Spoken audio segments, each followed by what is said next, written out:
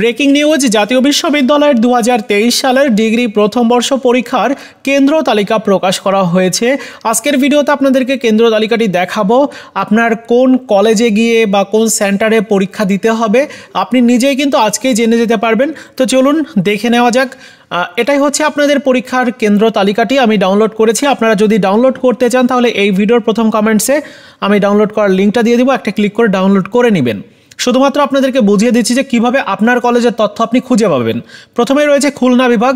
খুলনা বিভাগের মধ্যে জেলা রয়েছে বাগেরহাট। বাগেরহাট জেলাতে যে কলেজগুলো আছে সেই কলেজগুলোর শিক্ষার্থীদের কোন কোন কলেজে পরীক্ষা হবে সেটি আমি এখন বুঝিয়ে দিচ্ছি। একদম বাম সাইডে দেখতে পাচ্ছেন যে কেন্দ্রের নাম রয়েছে, যেমন সরকারি পিসি কলেজ। এই একটা কেন্দ্রে কোন কোন কলেজের শিক্ষার্থীদের পরীক্ষা হবে দেখুন, কেন্দ্রের আওতাধীন কলেজের নাম রয়েছে মাঝের যে সাইডটা এখানে, যেখানে রয়েছে রামপাল সরকারি কলেজ, তারপর গিরাতলা আবুল কালাম কলেজ, মোংলা সরকারি কলেজ, সুন্দরবন মহিলা কলেজ সহ আরও যেগুলো রয়েছে, এই কলেজগুলোর শিক্ষার্থীদের শুধু এই একটা কেন্দ্রে বা এই একটা কলেজে পরীক্ষা হবে। তার মানে আপনার ডিগ্রি প্রথম বর্ষের পরীক্ষা আপনার নিজের কলেজে হবে না, অন্য একটা কলেজে গিয়ে আপনাকে দিতে হবে। সেই কলেজটির তথ্য এখানে রয়েছে।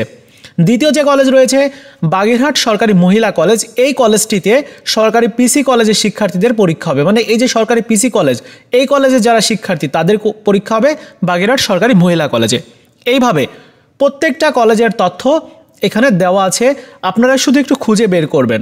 প্রথমে রয়েছে বাগেরহাট জেলা, এরপরে রয়েছে সাতক্ষীরা জেলা, এরপরে দেখতে পারবেন যে প্রত্যেকটা জেলার তথ্য রয়েছে। খুলনা জেলা রয়েছে, পরবর্তী যে জেলাটি রয়েছে নড়াইল জেলা রয়েছে, তারপর যশোর, তারপর রয়েছে হচ্ছে ঝিনাইদহ জেলা। এরকম প্রত্যেকটা জেলার তথ্য এখানে দেখতে পারবেন। প্রথমে আপনার বিভাগের তথ্যটা আপনি দেখে নেবেন। এই যে প্রথমে দেখুন খুলনা বিভাগ শেষ, এরপর দেখুন বরিশাল বিভাগের তথ্য রয়েছে। বরিশাল বিভাগের মধ্যে প্রথমেই জেলা রয়েছে বরিশাল, এরপরে অন্য একটা জেলার নাম থাকবে পিরোজপুর, এরপরে আরও একটা জেলা থাকবে ঝালকাঠি, তারপর রয়েছে ভোলা। এইভাবে প্রত্যেকটা জেলার নাম এখানে থাকবে, জাস্ট আপনাকে একটু বের করতে হবে খুঁজে। তারপর দেখুন সিলেট বিভাগ, প্রত্যেকটা বিভাগের এখানে নাম রয়েছে, আপনারা জাস্ট দেখবেন আর কি।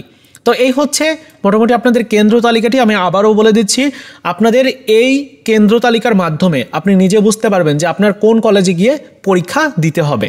ওকে, আগে থেকে জানা থাকলে কিন্তু আপনার এটা আরও সুবিধা হবে যে আপনি জেনে যেতে পারলেন যে আপনার কোথায় গিয়ে পরীক্ষাটা দিতে হবে। এই ছিল আজকের মতো ভিডিও, দেখা হচ্ছে নতুন ভিডিওতে। ভালো থাকুন সবাই, ধন্যবাদ।